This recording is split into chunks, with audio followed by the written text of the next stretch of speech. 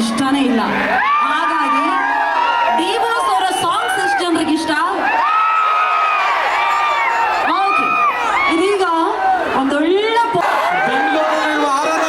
ಕೇಳಿಸ್ಬೇಕು ನೀವು.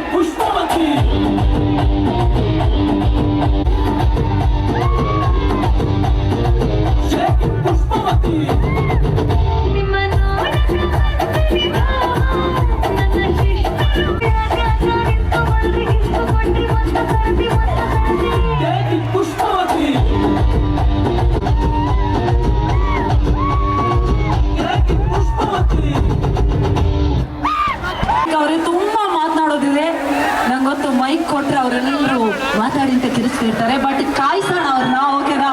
ಏನೋ amazing performances ಇದೆ. ಥ್ಯಾಂಕ್ ಯು ಮಾಲೈಕಾ, ಹಾರ್ಟ್ಲಿ ವೆಲ್ಕಮ್ ನಿಮ್ಗೆ.